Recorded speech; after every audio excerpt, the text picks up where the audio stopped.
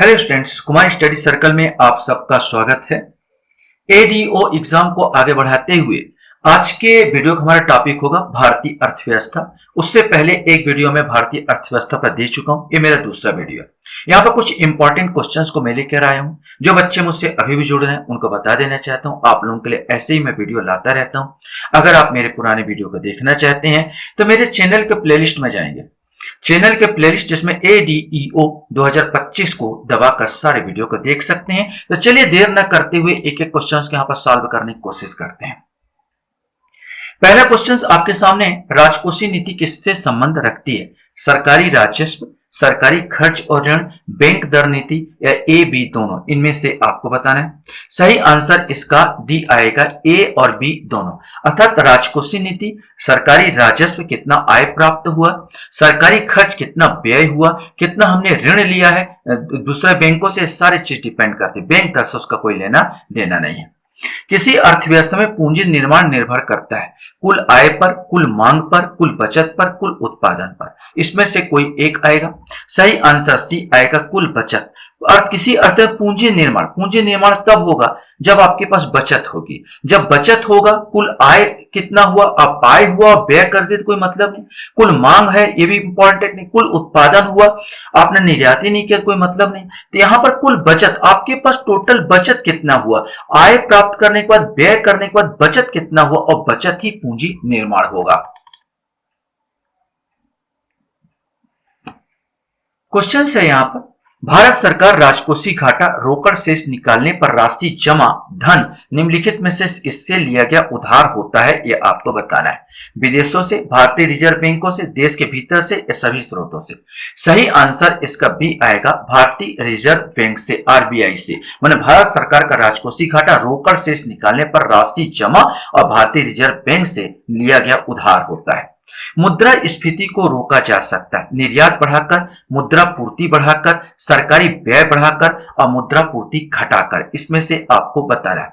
मुद्रा स्फीति जब मार्केट में मुद्रा बहुत ज्यादा मतलब पैसे की भरमार होती है, अर्थात पैसे का मूल्य गिर जाता है, पैसे का मूल्य गिर जाता है या महंगाई, मोटा मोटा मुद्रास्फीति मतलब महंगाई का बढ़ जाना। अब महंगाई बढ़ जाएगा तो इसमें से सबसे अच्छा उपाय निर्यात बढ़ाकर कर सकते हो, लेकिन इसमें से वो इंपॉर्टेंट नहीं हो, बाद में रिजल्ट देगा। तुरंत रिजल्ट अगर देना तो आरबीआई मुद्रा पूर्ति घटाकर करती है। मुद्रास्फीति को रोका जा सकता है कि मुद्रा माने बहुत ज्यादा मुद्रा है मार्केट में, इसको रोकना है मुद्रा पूर्ति घटाकर, या RBI CRR case reserve ratio लेके आए या एसएलआर लेके आए। यहां पर बैंक दर बढ़ा दे, विशेष करके सीआरआर को बढ़ा देती है।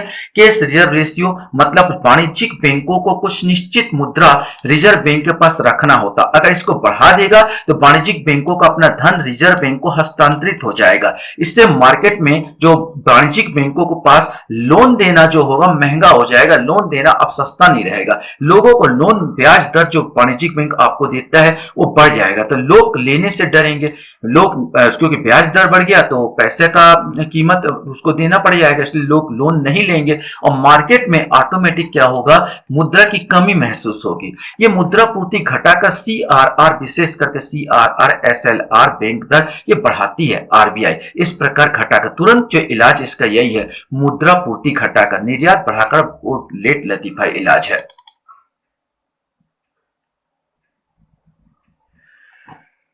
क्वेश्चन हमारे सामने आता है, मुद्रा स्फीति के दौरान मुद्रा का मूल्य, अब यहीं पर हमने समझा दिया था तो आप बता सकते हैं बढ़ता है, घटता है, स्थिर रहता है या इनमें से कोई नहीं। मुद्रा का मूल्य यहाँ पर क्या हो जाएगा, घट जाएगा।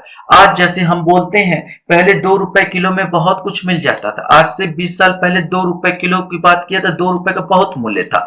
आज 2 रुपए में चॉकलेट नहीं आता, यहाँ पर 2 रुपए किलो आलू बिकता था 1 किलो, आज यहाँ पर चॉकलेट नहीं मिलता। आज हम 40 रुपए किलो आलू लेते हैं, कितना ज्यादा बढ़ गया। माने आप देखोगे मुद्रा का मूल्य जो हो गया, महंगाई तो बढ़ गई, इस हिसाब से मुद्रा का मूल्य जो 2 रुपए की जो कीमत थी अब वो 40 रुपए में आ रही। पहले आप 20 रुपए में पूरा थैला भर के मार्केट लेके आते थे, बाजार लेके आते थे, आज 100 रुपए में नहीं ला पाते हो। तो इसका मतलब यह है कि मुद्रा का मूल्य घट रहा है। तो यहां पर मुद्रास्फीति दर, मुद्रा का मूल्य क्या होगा, घट जाएगा।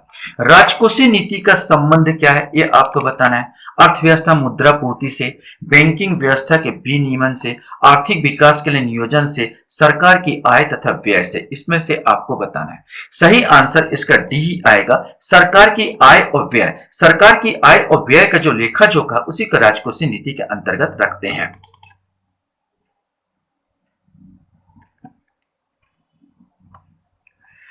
क्वेश्चन हमारे सामने यहां पर आता है, मुद्रा का निम्नलिखित में से कौन सा मुख्य कार्य है? स्थगित भुगतान का मानक, क्रेडिट का आधार, मूल्य का अंतरण या मूल्य का मापन। मुद्रा से आप क्या करते, कोई भी चीज खरीदते तो मुद्रा से करते, इसका मतलब डी आएगा, मूल्य का मापन किया जाता है। मुद्रास्फीति एक अनिवार्य लक्षण है। अब अनिवार्य आपको खोजना है, उत्पादन में कमी, कीमत में वृद्धि, कालाबाजारी की अनुपस्थिति, कालाबाजारी की उपस्थिति। तो यहाँ पर मुद्रास्फीति में महंगाई जब बढ़ जाएगी, महंगाई ज्यादा बढ़ जाएगी तो उत्पादन में कमी तो आती है, यहाँ पर सब चीज है, उत्पादन में कमी भी आएगी, कीमत में वृद्धि भी होगी, कालाबाजारी की उपस्थिति भी होगी, अनुपस्थिति, तीनों चीज यहाँ पर देखने को मिलेगा। लेकिन सबसे अनिवार्य लक्षण क्या है, तो आप पाएंगे सबसे अनिवार्य लक्षण बी वाला आएगा, कीमत में हमेशा मुद्रास्फीति मतलब कीमत में वृद्धि अर्थात महंगाई, जिसको बोलते हैं महंगाई, ये इसका अनिवार्य लक्षण है। क्वेश्चन हमारे सामने आता है, भारत में वस्तु एवं सेवा कर जीएसटी कब लागू किया गया था?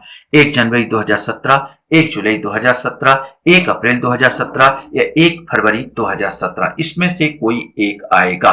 सही आंसर इसका बी आएगा, 1 जुलाई 2017 को भारत में वस्तु या सेवा कर जीएसटी लागू किया गया था।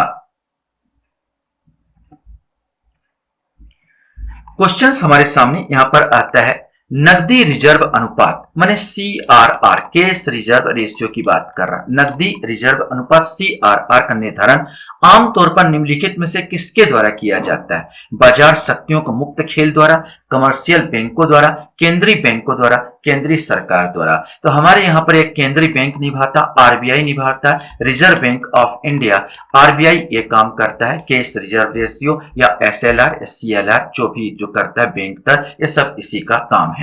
निम्नलिखित में से कौन सा राजकोषीय नीति का साधन नहीं है? बैंक दर, सरकारी व्यय, कर या लाइसेंस फीस, इसमें से आपको बताना है कि कौन सा नहीं है। तो ये बैंक दर आरबीआई का काम है, राजकोषीय नीति सरकार करती है, तो राजकोषीय नीति में सरकारी व्यय, लाइसेंस फीस, कर ये सरकार की नीति है, तो ये राजकोषीय नीति कहलाता है। बैंक दर ये काम नहीं आएगा, ये रिजर्व बैंक ऑफ इंडिया का काम है।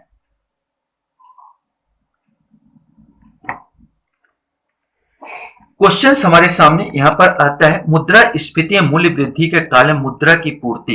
अब ये क्वेश्चन रिपीट ही हो रहा है, मुद्रास्फीति या मूल्य वृद्धि काल मुद्रा की पूर्ति अब बही रहती है, बढ़ जाती है, घट जाती है, समानुपाती रूप से बढ़ और घट सकती है। तो ये तो कॉमन सा क्वेश्चन बार बार समझ में आ गया होगा, मुद्रा की पूर्ति क्या हो जाएगी, बढ़ जाएगी।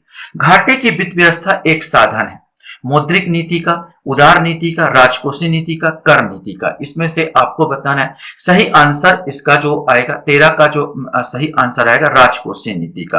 माने घाटे की जो वित्त व्यवस्था जो का साधन है ये राजकोषीय नीति का है। गवर्नमेंट हमेशा जो बजट बनाती है घाटे का बजट बनाती है, ताकि वो लोक कल्याणकारी, मतलब हमारे पास जितना आय है हम उससे ज्यादा आपके लिए व्यय कर रहे हैं। विशेष करके राजकोषीय नीति, घाटे की वित्त व्यवस्था एक हथकंडा होता है, एक राजनीति होती है जिसमें जो सरकार होती है बजट बनाती है, लोक कल्याणकारी दिखाने के लिए बजट बनाया जाता है। विशेष करके क्योंकि हमारा जो नीति होता है वो पैसा कमाना नहीं बल्कि हमारा लोकतंत्र लाना, ये कल्याणकारी होता है, और कल्याणकारी नीति को दर्शाने के लिए राजकोषीय नीति में वित्त व्यवस्था का, घाटे की वित्त व्यवस्था बनाई जाती है।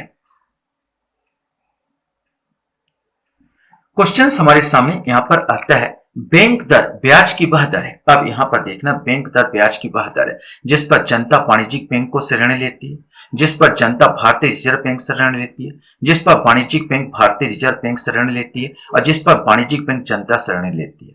तो यहां पर सही आंसर सी आएगा, जिस पर वाणिज्यिक बैंक भारतीय रिजर्व बैंक से ऋण लेती है। जो आरबीआई होता है, आरबीआई जनता से डायरेक्ट इसका कोई कांटेक्ट नहीं होता।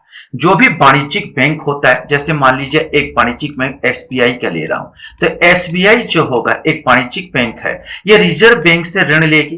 रिजर्व बैंक से अगर 6% पर ऋण लेगी तो आपको जो लोन देती है वो 10% देगी, और 4% में पूरा गेम होता है। 4% में अपना जो भी लाभ फायदा इस प्रकार होता है। मैं आरबीआई से पैसा लेकर आपको अगर देती है तो यही कहलाता बैंक को बैंक दर। अगर ये बैंक दर बढ़ाता है तो आपको लोन बढ़ा देगा ये लोन की दर, और बैंक दर घटाता है तो ये आपको घटा देगा। तो ये पूरा का पूरा, और आरबीआई डायरेक्ट आपसे कोई कांटेक्ट नहीं लेता। तो आरबीआई याद रखना कि आरबीआई जो है भारतीय रिजर्व बैंक कोई ऋण जिस पर जनता से कोई ऋण, जनता से कोई लेना देना नहीं, इसका सीधा सीधा वाणिज्यिक बैंकों से लेना देना होता है।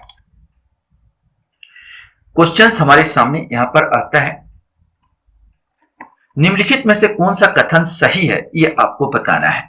उत्तम मुद्रा निकृष्ट मुद्रा को संचलन से बाहर निकाल देती है। निकृष्ट मुद्रा उत्तम मुद्रा को संचलन से बाहर निकाल देती है। उत्तम और निकृष्ट मुद्रा एक साथ संचलन नहीं कर सकती, कह नहीं सकते।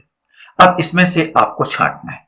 मतलब एक है निकृष्ट मुद्रा उत्तम मुद्रा को संचलन से बाहर निकाल देती है, माने इसका आंसर जो है बी आएगा।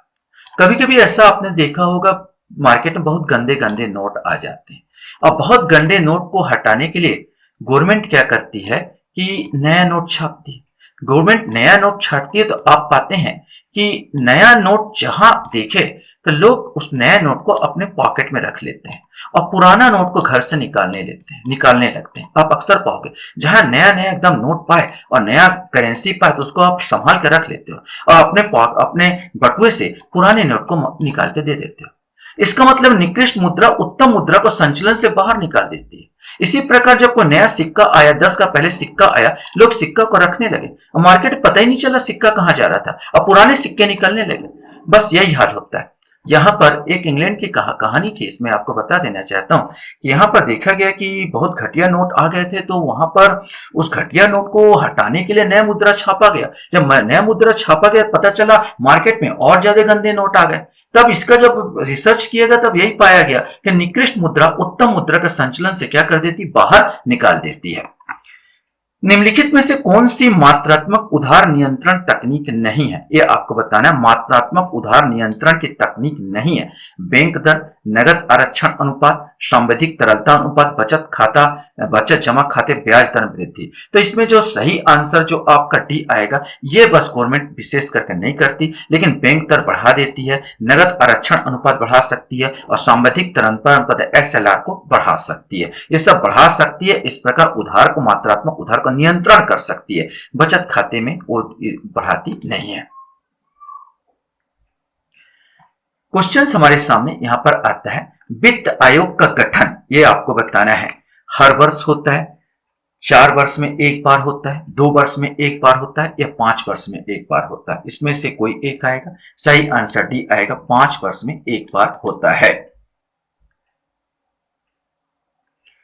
क्वेश्चन हमारे सामने आता है, भारत में नोट जारी करने की कौन सी प्रणाली अपनाई जाती है? अधिकतम प्रत्यय प्रणाली, न्यूनतम आरक्षण प्रणाली, अनुपातिक प्रत्यय प्रणाली, और नियत प्रत्यय प्रणाली। इसमें से आपको बताना है। सही आंसर भी आएगा, न्यूनतम आरक्षण प्रणाली। एमआरएस का फॉलो करती है। मिनिमम रिजर्व सिस्टम, अर्थात रिजर्व बैंक जो नया नया नोट बनाती है, जितना नोट मार्केट में लाएगी उस अनुपात में विदेशी मुद्रा या सोना अपने पास रखती है। कुछ मिनिमम रिजर्व रखेगी, या तो सोना या विदेशी मुद्रा के रूप में, और उसी अनुपात में नए नोट जारी करती है। इसी प्रणाली को न्यूनतम आरक्षण प्रणाली, मिनिमम रिजर्व सिस्टम कहा जाता है। भारतीय प्रतिभूति एवं विनिमय बोर्ड सेबी की स्थापना निम्न में से किस समिति की अनुशंसा पर हुई, ये आपको बताना है। रेखी समिति, संथानम समिति, राजा चलय समिति, या एस.ए. दवे समिति। इसमें से कोई एक आएगा। सही आंसर डी आएगा, एस.ए. दवे समिति। क्वेश्चन हमारे सामने यहां पर आता है, प्रतिकूल भुगतान संतुलन की स्थिति कब उत्पन्न होती है? प्रतिकूल भुगतान संतुलन की स्थिति जब आयात की मात्रा निर्यात से अधिक होती है, जब राजकोषीय घाटा एक निश्चित सीमा से अधिक हो जाता है, जब मुद्रा स्थिति की ऊंची ऊंची दर होती है, जब प्रत्यक्ष कर ऊंचा होता है। इसमें से आपको बताना है सही आंसर जब आयात की मात्रा निर्यात से अधिक होती है।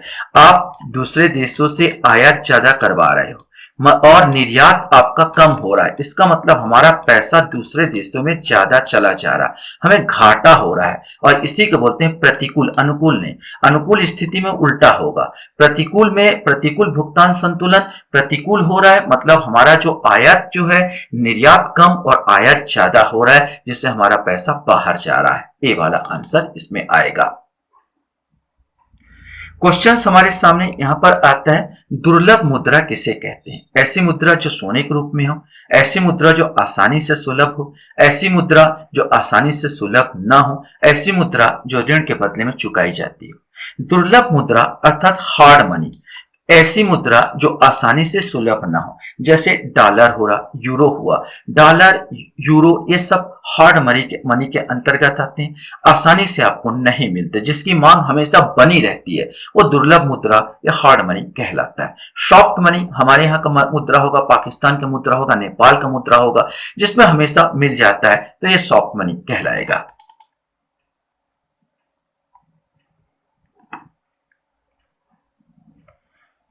भारतीय सांख्यिकी संस्थान ISI कहाँ स्थित है, ये आपको बताना है। नई दिल्ली, मुंबई, चेन्नई या कोलकाता, इसमें से कोई एक आएगा। सही आंसर डी आएगा, ये कोलकाता में स्थित है।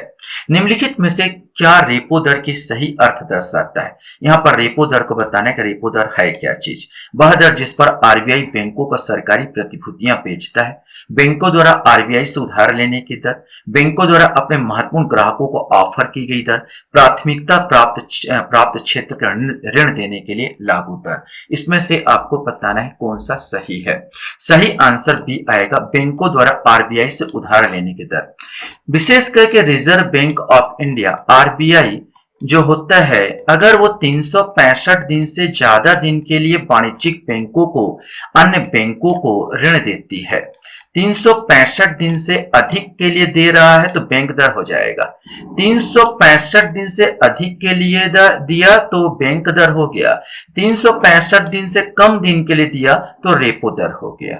बस यही अंतर है रेपो दर और यहाँ रिजर्व रेपो दर में जो होता है ना, वो ये होता है कि जो बैंक के पास, जैसे सिंपल बैंक SBI के पास बहुत ज्यादा पैसा है, तो क्या करेगा वो, SBI अपने पैसे को RBI के पास रख देता है। RBI उसमें भी उनको कुछ पैसे, जैसे हम पैसा रखते हैं तो हमको ब्याज मिलता है, तो RBI भी इनको कुछ पैसा देता है। इसी को बोलते हैं रिजर्व रेपो दर। यहाँ पर रेपो दर, यहाँ पर RBI कम समय के लिए अन्य बैंकों को उधार देती है, ज्यादा समय के लिए दिया जाएगा 365 दिन से अधिक, तो यही रेपो दर बैंक दर में तब्दील हो जाएगा। क्वेश्चन हमारे सामने आता है,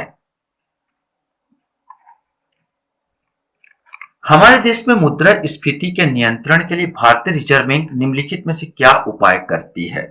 CRR में वृद्धि, SLR में वृद्धि, मुद्रा आपूर्ति संकुचन, रेपो रिवर्स दर बढ़ाना। देखो वैसे तो सब करती है, यहाँ पर सब काम कर सकती है रिजर्व बैंक यहाँ पर, लेकिन मेन बार बार मैं बता चुका हूं, विशेष करके CRR में वृद्धि कर देती है, जिसमें डायरेक्ट यह होता है कि जितने भी वाणिज्यिक बैंक को RBI के पास पैसा रखना होता है, RBI के पास पैसा जब बढ़ा देगा CRR, तो RBI के पास, रिजर्व बैंक के पास ये पैसा रखेगा तो लोन देना इनके लिए महंगा हो जाएगा। मैंने आप इनके पास पैसा नहीं रहेगा, जब पैसा नहीं रहेगा तो आप मांग करोगे तो बोलेगा भाई मेरे को ब्याज दर ज्यादा चाहिए, ऑटोमेटिक आपको ये ब्याज दर क्या कर देगा, बढ़ा देगा जो वाणिज्यिक बैंक। इसी प्रकार मुद्रास्फीति को नियंत्रण किया जाता है, विशेष करके CR। वैसे गवर्नमेंट की तरफ से, RBI की तरफ से सब हथकंडे अपना सकती है। SLR में वृद्धि भी कर सकती है, मुद्रा आपूर्ति संकुचन कर सकती है, रेपो रिवर्स दर में बढ़ा सकती है यहाँ पर, लेकिन CRR विशेष करके रेपो बढ़ाएगी, रिवर्स तो नहीं, तो CRR को विशेष करके बढ़ाया जाता है। क्वेश्चन हमारे सामने आता है, निम्न में से किसे प्लास्टिक मुद्रा कहा जाता है? प्लास्टिक के सिक्के, क्रेडिट कार्ड और पेट्रो कार्ड, ब्रांड पत्र और चेक, इसमें से आपको बताना है। सही आंसर इसका भी आएगा, क्रेडिट कार्ड और पेट्रो कार्ड को प्लास्टिक मुद्रा के नाम से भी जानते हैं।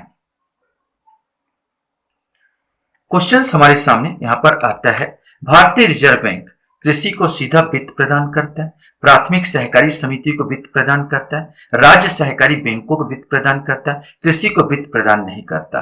वास्तव में रिजर्व बैंक जो आता है ये राज्य सहकारी बैंकों को वित्त प्रदान करता है। राज्य सहकारी बैंकों को वित्त करेगा, नाबार्ड अवार्ड जो है राज्य सहकारी बैंक है, इसको वित्त प्रदान करेगा। और ये जो है राज्य सहकारी बैंक, ये प्राथमिक सहकारी बैंकों को वित्त प्रदान करेगा। डायरेक्ट प्राथमिक सहकारी बैंक भारतीय रिजर्व बैंक से ऋण नहीं ले सकते। तो यहां पर ये सबसे सही आंसर इसका सी आएगा, राज्य सहकारी बैंकों को वित्त प्रदान करता है। कृषि को सीधा वित्त प्रदान सीधा तो कभी नहीं करता, कृषि को वित्त प्रदान नहीं करता ऐसा नहीं बोला गया कि वित्त प्रदान नहीं करता, करता है, सीधा नहीं करता, इनडायरेक्ट करता है, लेकिन करता जरूर है। अब यहां पर क्वेश्चन है हमारे सामने कि नाबार्ड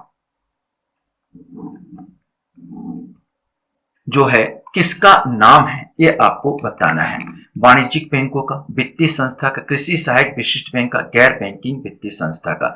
विशेष करके नाबार्ड जो है कृषि के लिए बनाया गया, कृषि सहायक विशिष्ट बैंक के रूप में ये जाना जाता है। तो नाबार्ड का जो आंसर इसमें सी आंसर यहां पर आएगा। भारत में बैंकों का पहली बार राष्ट्रीयकरण कब हुआ? 1950, 1960, 1969 या 1979? इसमें से आपको बताना है ये कब पहली बार इसका राष्ट्रीयकरण हुआ था। 14 बैंकों का राष्ट्रीयकरण हुआ था, सी आएगा 1969, 1969 में। जिनके पास 50 करोड़ से ज्यादा संपत्ति थी उन 14 बैंकों का राष्ट्रीयकरण कर दिया गया था 1969 में, 1969 में।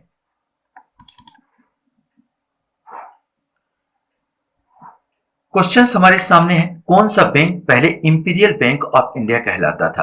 आरबीआई, एसबीआई, यूबीआई या पीएनबी, पंजाब नेशनल बैंक? इसमें से आपको बताना है। सही आंसर यह आएगा SBI, state bank of India पहले इंपीरियल बैंक के नाम से जाना जाता था।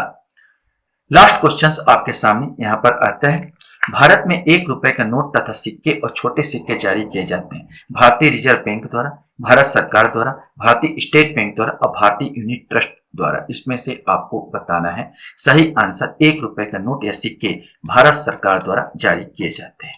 आशा करता हूं वीडियो आपको अच्छा लगा होगा। आप लोग मेरे वीडियो को वॉच करते इसलिए धन्यवाद। Thank you very much.